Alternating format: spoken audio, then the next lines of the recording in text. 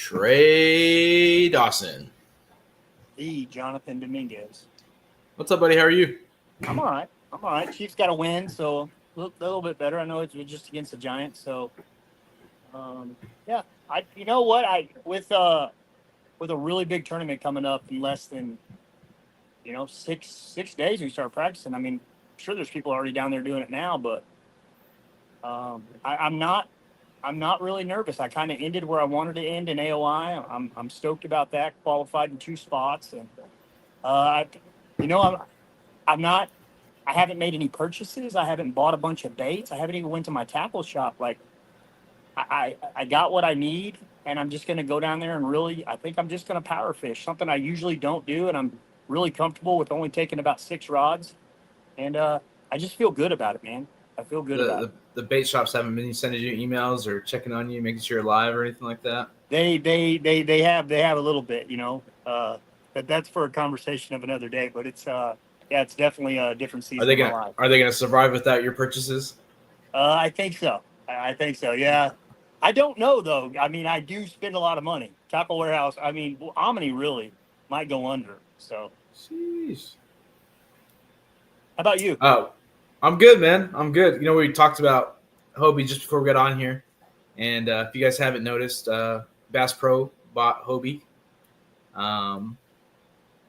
I personally think it's going to be a good thing. I know it's going to really be beneficial for Eco Fishing Shop. Shipping is going to be cheaper with it moving to Lebanon, Missouri. That's my hometown.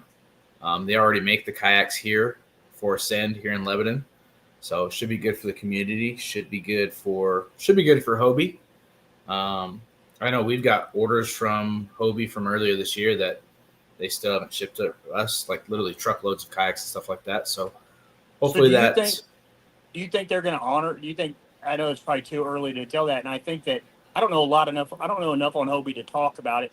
But from what I hear and the things that I read, it can only go up, right? Like it can only get better at this point.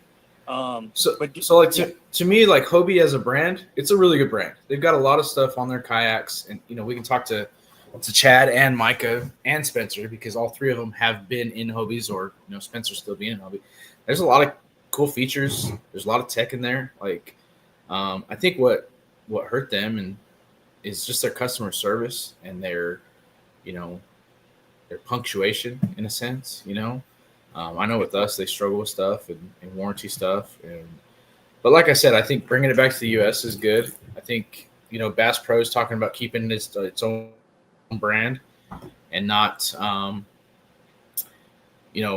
not making it into an Ascend or anything like that right out the gate. Still work with dealers and all that too. So hopefully they stick to that and hopefully it gets better. But I think, what's good for the goose is good for the gander. So I think it should be good for, kayak, all brands for that matter, So Bass Pro, like the only other company that I thought could buy out Hobie, because they've been talking about selling for a while, is the other one that I would think that would have done it or thought about it was maybe Johnson Outdoors.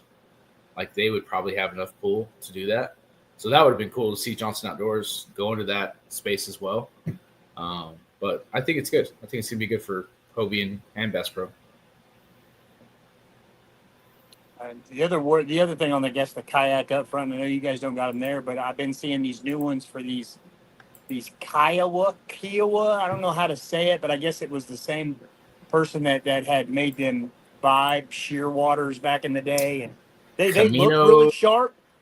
Camino Journey. Yeah, they look really cool. I will say that, but I really don't like how the guy's teasing them out and not showing it. It's just it made me just stop wanting to watch the videos. I'm just like I'm done. I'm done watching it. You lost my interest. Either do it, either put up or shut up. I think Vibe, is a good brand.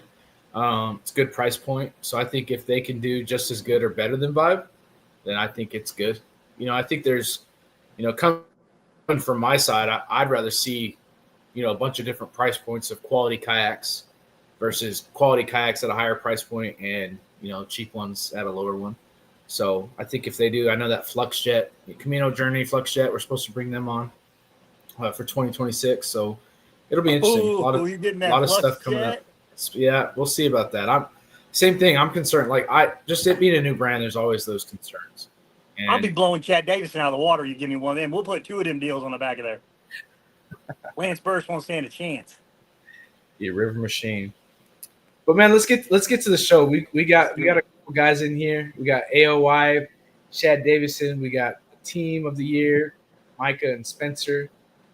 Let's get these guys in here. Let's start talking to these guys, see what they got going on, and we can go from there. What's up, Chad? What's up, man? What are you doing there? You petting your dog? Yeah, Floppy's in my lap. He put the trophies up, JD. Yeah, I give him a hard He's time. being humble. He's being humble. I was Yeah. I was gonna grab all mine and put them right here and just kind of like peek over them or act like I was cleaning one or like surprise you guys are here, but I figured I may not give him a hard time. I was banned from showing my trophies.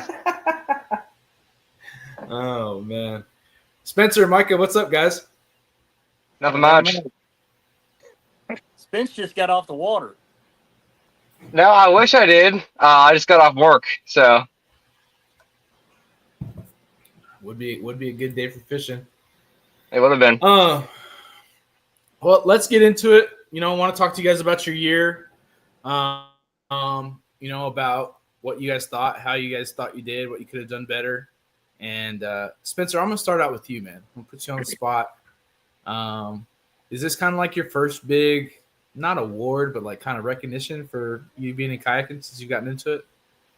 I guess. It wasn't really a goal of mine to win AOY or anything this season. I was just, doing the best I could and seeing where I landed. But this is the first AOY related award that I've gotten while I've fished MOYAK. This is third season I've technically fished, but only the second season I've actually tried to get points really. So it was fun. It was a fun season, and there's a lot of different moments you could look back on, the things you could do better, things you could change, but I don't really regret much, and I had a good time this year. How did you and Micah get linked up? Was it just kind of like a random day, or did you guys lock eyes at one of the tournaments and just fall into each other's gaze, or how did that happen? Kind of the latter, I guess. We actually met at a ramp at Bull Shoals. So Okay, that's cool. Yeah, MOYAK event last year at Bull Shoals. I think it was about this time last year. He sent me a message and was like, "Hey, you want to be partners for next year?" And then it took us, the whole off season to come up with the name, pretty much. That was the hardest part, huh? Yep. Yep. So what do you have? Why do you guys do it? Why do you guys do so well? Do one of you guys fish strengths that one of you don't? Do you guys feel like you guys basically fish the same strengths? Because you guys really did click this year. It didn't seem like one of you guys had a bad day and the other one carried it. You guys both just showed up. Do you guys talk about where you're going and just different areas of the lake that fish is different and just trying to utilize the entire lake? I think we both fish pretty similarly. For the most part, we both fish pretty shallow.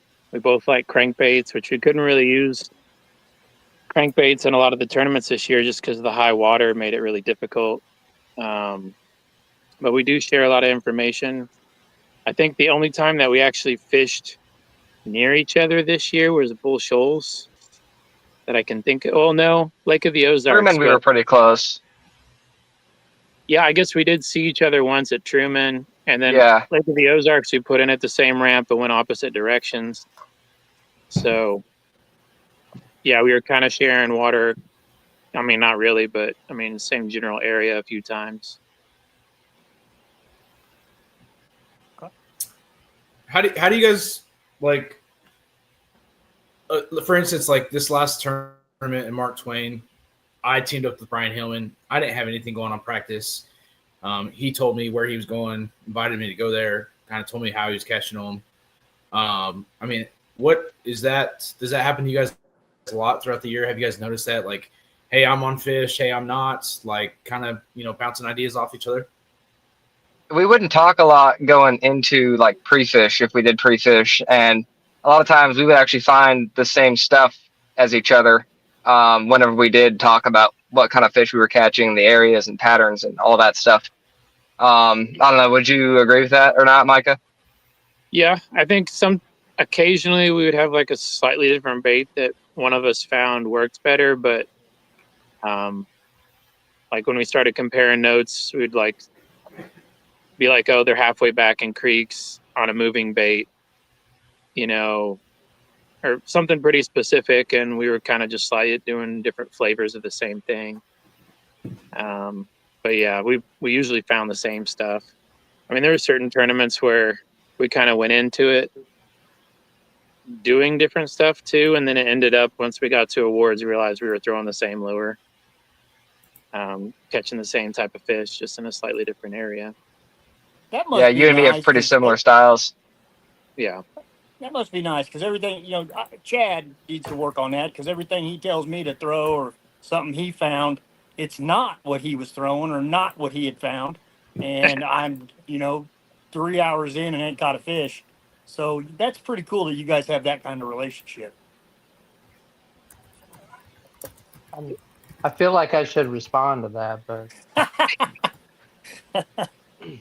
I feel like sharing information can only get you so far. Like, I mean, Chad has talked to me about this before, but in some situations, like if you tell a person like what lure to throw, what part of the lake to go to, and even like how to retrieve it, that's still not specific enough to catch the same fish that they were fishing. Right. And so you can share, basic information at the campfire or whatever like that, even with your competitors, and a lot of times not be given up very much at all. Especially if it's something that you're not even confident in doing, if it's something you would never fish or think to fish to begin with. So yeah. And then the other factor is very rarely do the fish do the same thing like 2 days or 3 days in a row. And so you can talk about what the fish were biting on in practice, but usually there's some adjustment that you have to make in the tournament.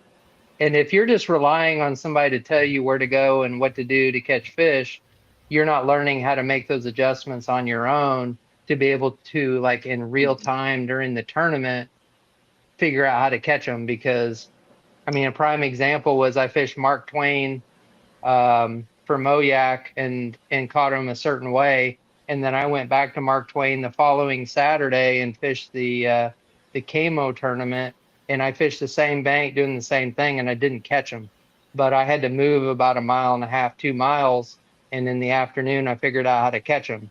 So, it just, you can't tell people how to catch fish, and you can't catch somebody else's fish. You have to learn how to do it, and you have to learn how to make those decisions and figure it out on your own. But yeah, it's funny because everybody thinks that, it started out me and Chris, because we've been partners for several years, and Micah, and Micah didn't really fish the team side for a while, but we camped together and we kind of shared information and we talked, but very rarely would we like fish the same areas, or we would just talk about like how the bite was, or like we caught them on moving baits, or we had to really slow down to catch them, and we would talk about stuff like that.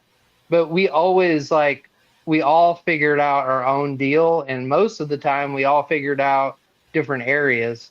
And even me and Chris as partners, we very, very rarely ever fish the same area, almost never. And so it's grown now. Spencer's joined the group, and Jared camped with us this year. And so it's been me and Jared and Chris and Micah and Spencer. And I know we're all in the top 10 for the overall standings. And I'm sure people think that we're all just like sharing information, but in reality, we're usually just giving each other a lot of shit. And there's a lot of kind of back and forth on like whether we're actually sharing the information or not. And more times than not, we're really probably not sharing the juice with each other. So, it's just it's fun, and I enjoy being part of that group, but I don't think we're really helping each other as much as people think.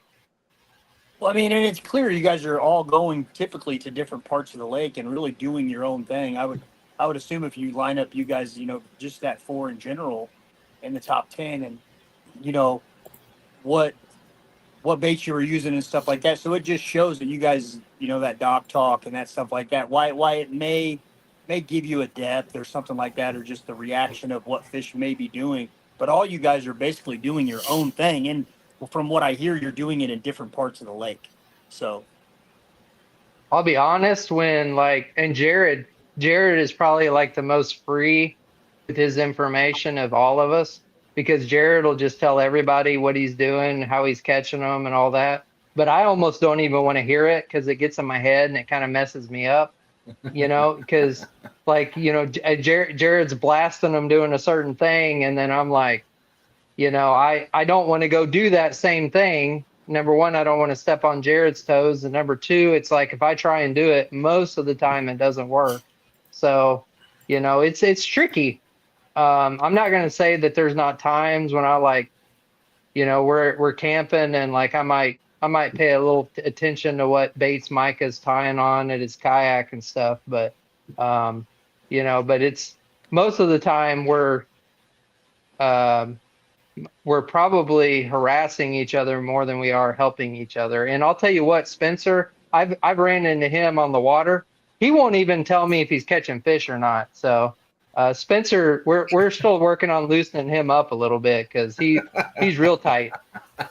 And that was before I even camped with you. So and I think you've commented on this before, Chad. It was something that's influenced me is honestly, I don't even want to know where you're launching at, because the fact of the matter is, I may be launching there too. And it just, I've kind of told my friend group that also, and just people that I like, I've kind of incorporated that where I'm not really interested in hearing where you're launching, because I may be launching there.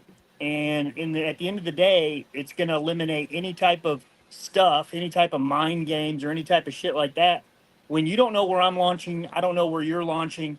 If we meet at the same launch and we're fishing the same water, so be it, right? That's just what it is. We found the lake. No one owns the lake, but we found them ramps on our own. So that's just how it is.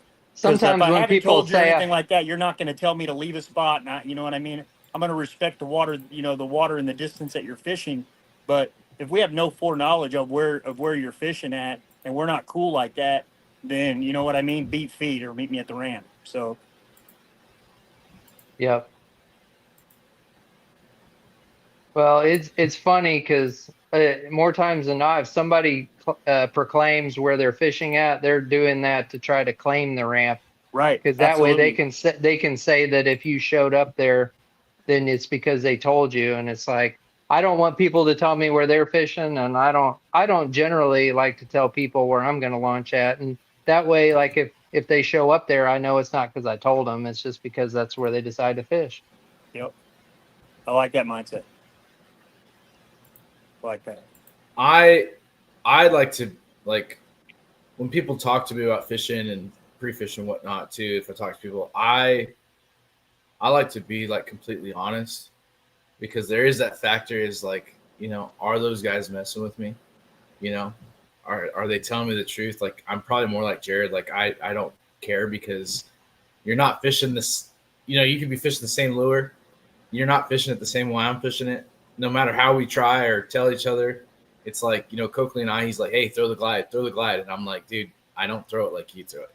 I'm not, so it's one of those things, do what you're confident. We talked about that a lot, but do what you're confident in, stay in that lane in a sense. But I like to tell just the truth and just see what people think. Sometimes you get looked like, how are you catching them like that? I'm like, I don't know, just that's how I'm catching them. Sometimes it's like, oh, that makes sense. So I like to leave it open for debate. Real quick, Micah, congrats as well on the All-American, winning AOY for that as well, big dog. That's pretty exciting, man. Thanks. How many muskie did you catch up there? I don't know if I caught any muskie. Northerns. Yeah, I caught a lot of pike. I probably lost, I don't know, $50 to $75 worth of lures to those things in 3 days. And I mean, it seems like oftentimes my strategy when I go up there, I just get scared to fish around where the muskie are. And so I just like pattern not the muskie. You got me mixed up. The pike. I just pattern the pike, and then I'm like, all right, I'm not fishing those spots. I just find something else because they just snap your line. Like, I mean, I used to go up there with 8 and 10 pound test fluoro on spinning rods fishing. It snapped my line. I go up there now with 30 pound braid and 17 pound fluoro, and they snap my line. So I don't know. Shout out to Josh Booth too. He went up there and hammered down a little bit. I was talking to him the day after that night, and he lost some really good fish and had a really good day. He was up there, yeah. So it's really cool. I'd love to see Josh get on the water, man. I want to see him more on the water next year. And, yeah. Well, he'll be on the water on Saturday on the 4th for the Bass Nation event. So if you want to compete against Josh, he's signing up for that too on Saturday. So it should be a good one. Michael, what was your favorite event from the All-American this year? Definitely lacrosse. I mean, it's my favorite place to fish. So, I mean, it was going to be my favorite before I got there. So, I mean, the fishing compared to years past that I've gone up there was not very good. But lacrosse, not very good, is better than most lakes I've been to. So, it was still a good time. I ended up finding a school of smallies on a point. That kind of saved my day after my first 2 starting spots ended up kind of being duds, because like up there, the fish just tend to like be more nomadic, especially the smallmouth. And so you'll find them like real thick on a point or somewhere. And they even were right on back-to-back, I told you they were going to be on, weren't they? Yeah. Even on back-to-back days, they'll be there, and then you go there tournament morning and you can't catch a single fish.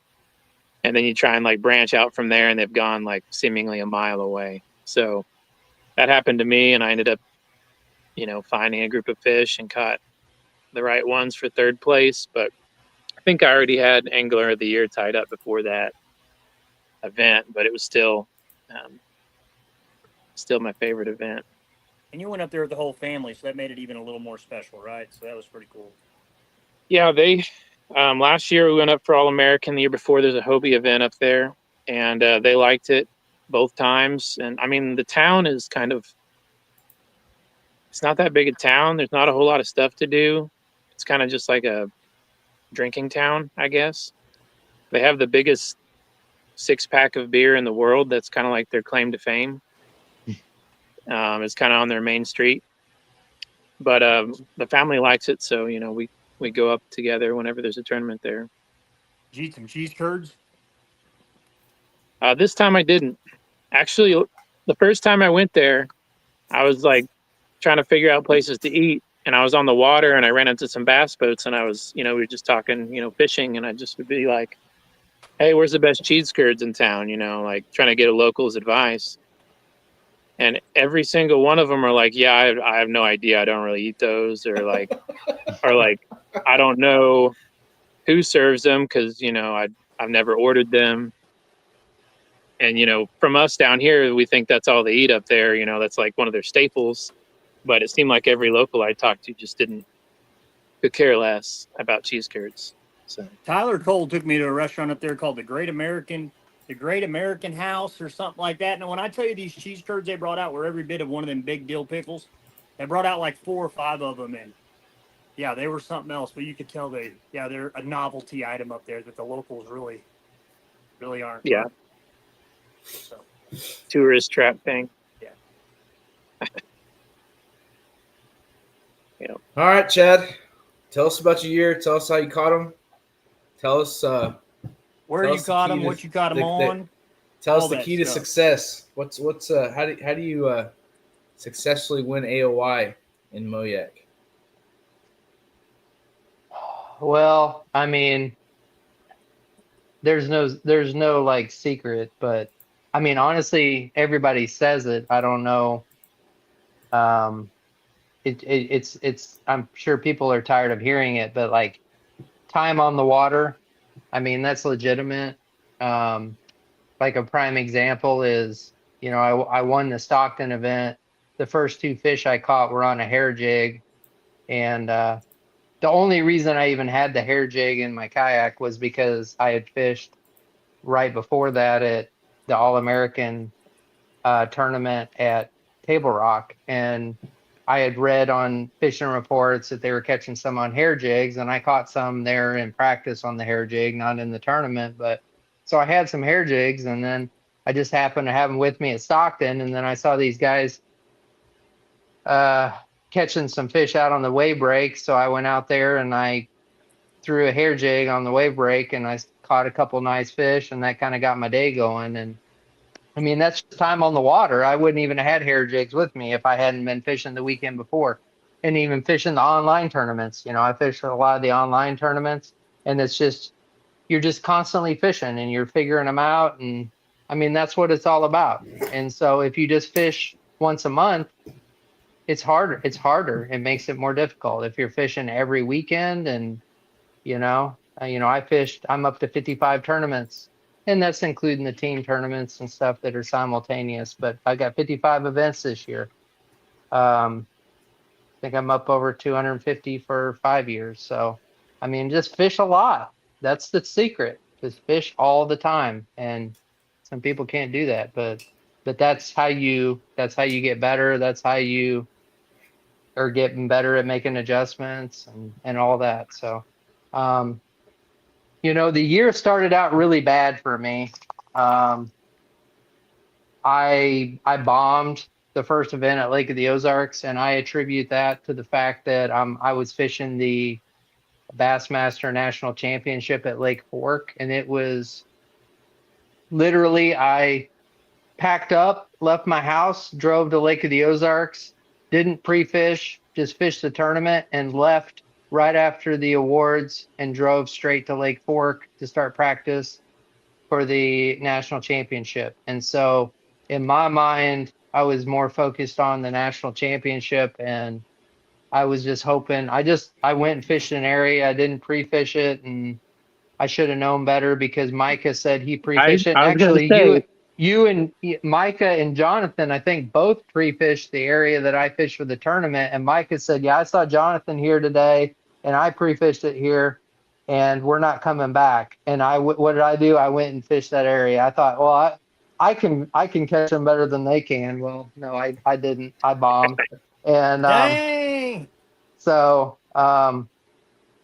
anyway, Lake of the Ozarks bombed, and then once you start to get on a bit of a down, it's all about momentum in my mind.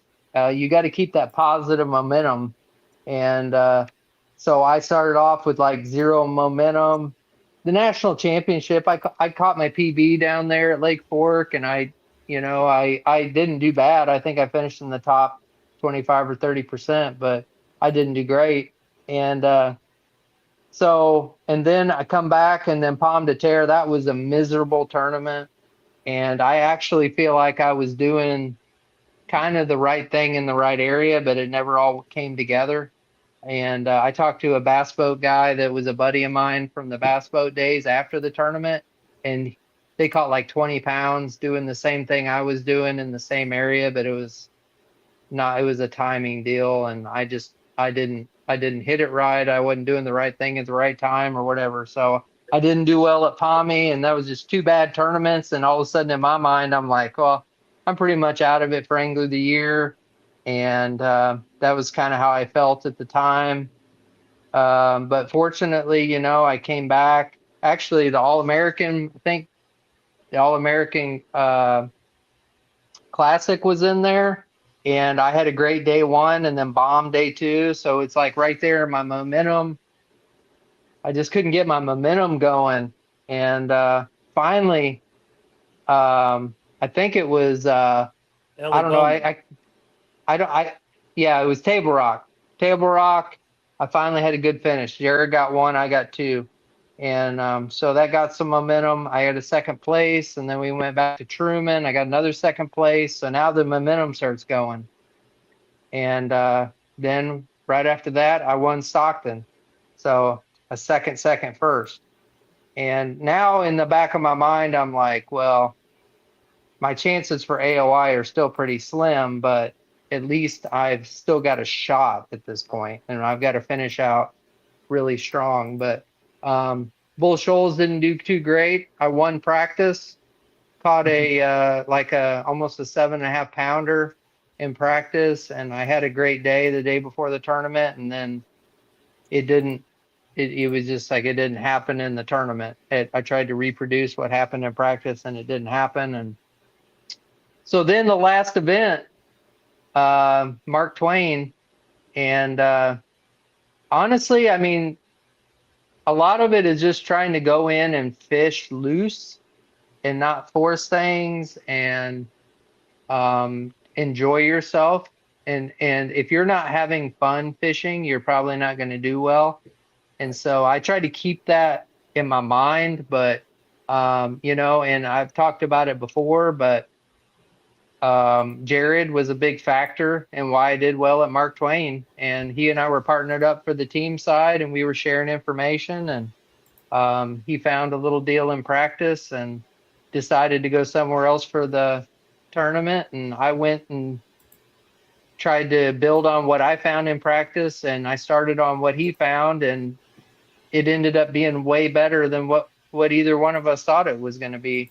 And I ended up getting second at Mark Twain, and that was enough for AOY. But I don't know, it's my third angler of the year, and every time it's kind of a grind, and it's never, sometimes I think people get the impression that you're just totally confident, and or I don't know what people think, but all I know is almost every tournament I'm like the night before, just agonizing over where to start and what to do, because a lot of times I have no idea. And you go out there and you try to figure it out during the tournament.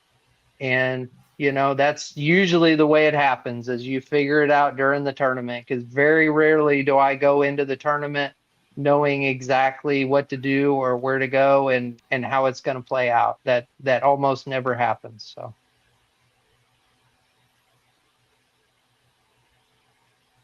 yeah, I was definitely worried about Mark Twain, having a rough practice, but sometimes a rough practice kind of just opens you up to go fishing the next day too.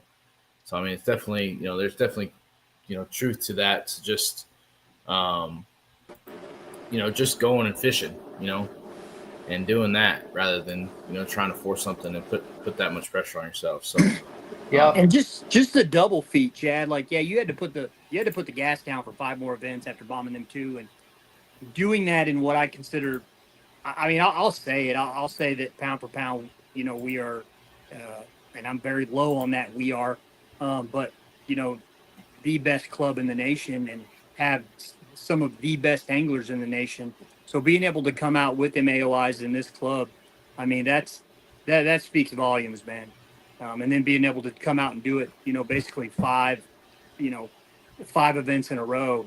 That just is a testament, dude, of how much water, how much time you have spent on the water, and just how much knowledge and passion you have for this. So, man, I can't speak enough of how much of an influence you have been to me and for anybody out there. Just, you live, breathe, eat, sleep fishing, dude. So, yeah. Yeah, I mean, that's the thing that people don't see. And I mean, I've been divorced 3 times. Fishing is not the entire reason for that, but it certainly didn't help. I spent a lot of years every weekend gone fishing, and you make sacrifices, and fishing is, like you said, I think about it every day. I've already been working on the schedule for 2026 this week. Let's hear that. And That's what I wanted to hear on. So you talked about your schedule this year, what you did. What are you? How are you approaching next year? Like, what events are you fishing? We don't need to hear it all, but like, you just give us a rundown blueprint of what you're doing next year. What does that look like? I think he's doing just camo next year, is what he told me. Yeah. online only. Yeah. Well, I mean, it's still playing out. I mean, one thing that I haven't done is I haven't really committed to fishing a national series. And to do that, you got to kind of commit to it. And what that means is you're going to have to kind of let go of trying to really do your best in the local trails. And that's honestly, that's where Lance Burris, that's where he's at right now. Lance, I mean, since I've joined MOYAK, there's been 3 Angler of the Years. There's been Dorman, there's been Lance, and there's been me. And one year, Lance, he was fishing the Bassmaster Trail, and he couldn't fish all 5 of the MOYAK event. I mean, all 7 of the MOYAK events because he was competing in Bassmaster. So he could only compete in 5 MOYAK events, and he did great in all 5 events and won Angler of the Year. But for the most part, you're going to have to kind of let that go and focus on the national trails. I've never done that, and so I'm kind of waiting to see.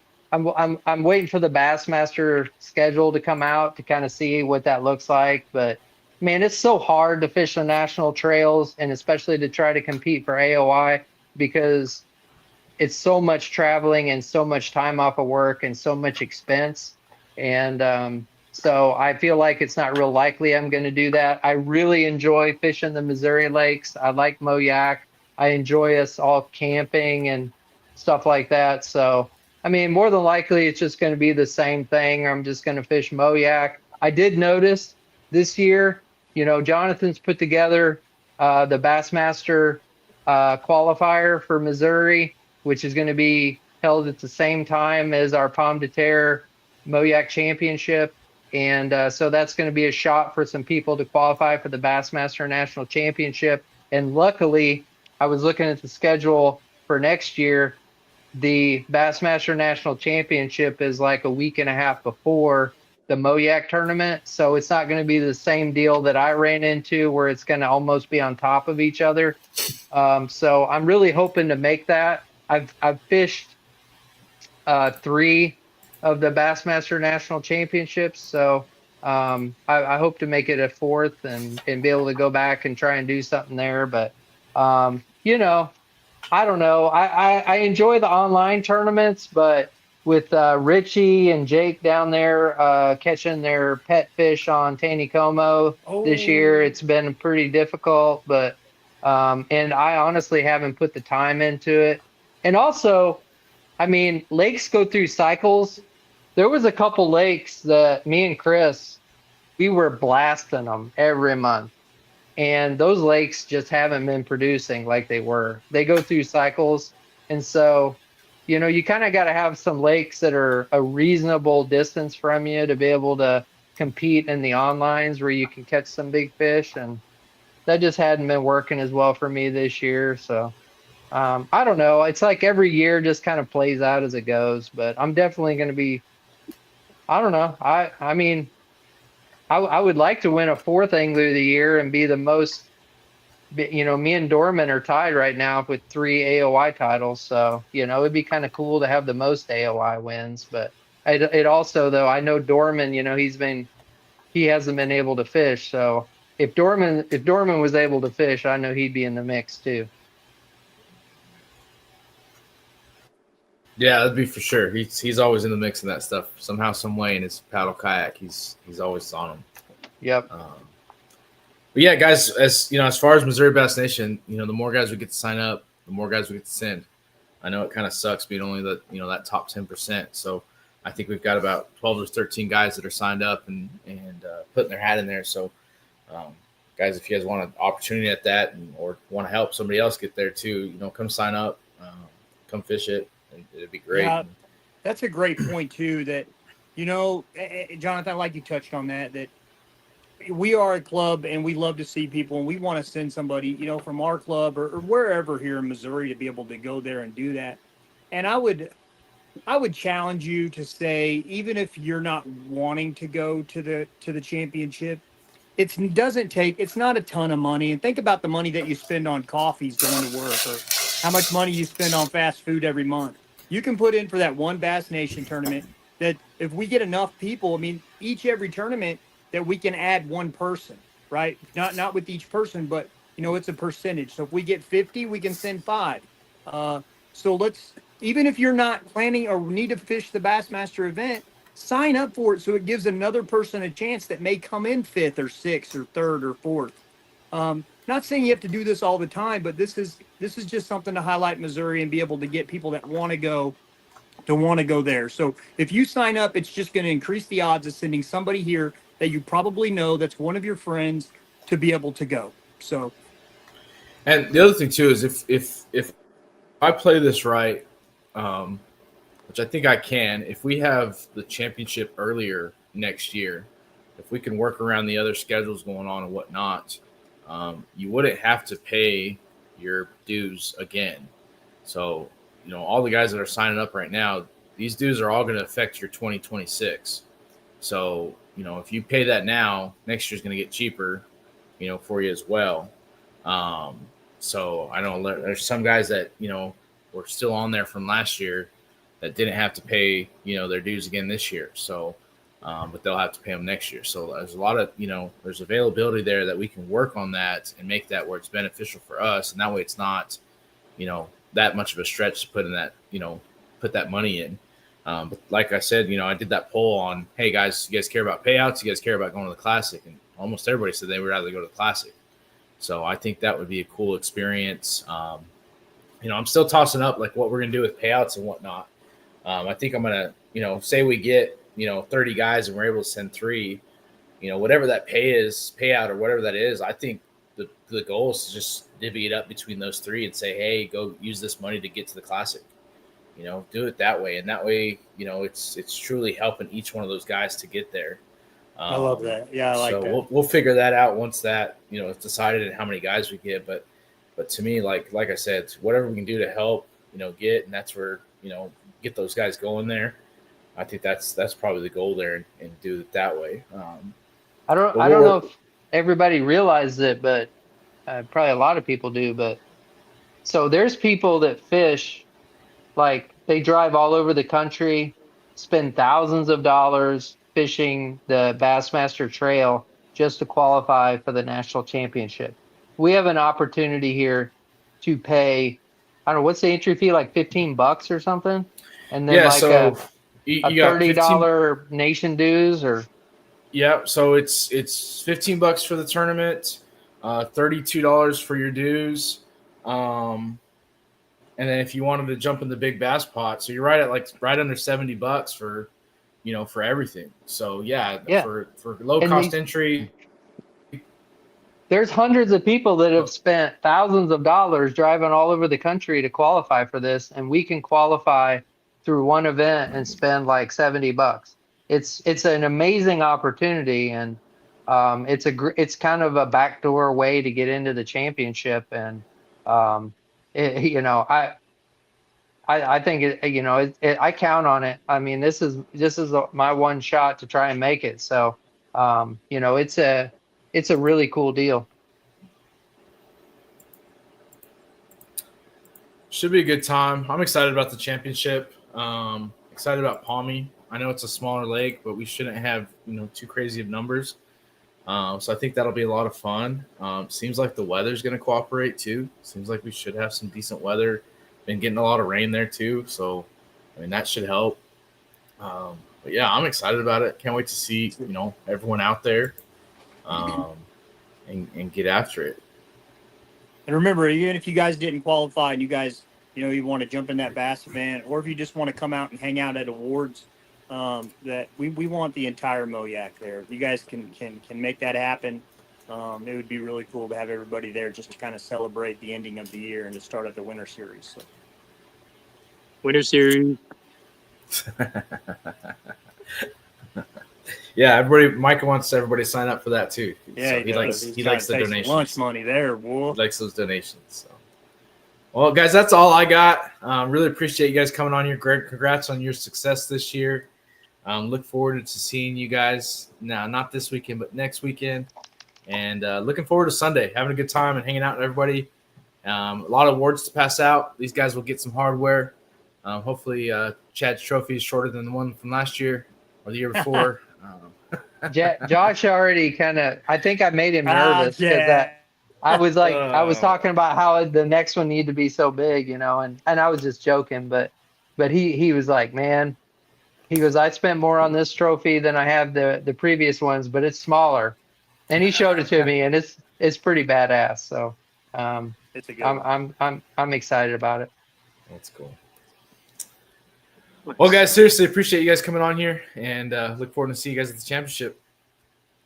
Thank you. Later, guys. See ya. Thanks for having us. Later. Later, guys.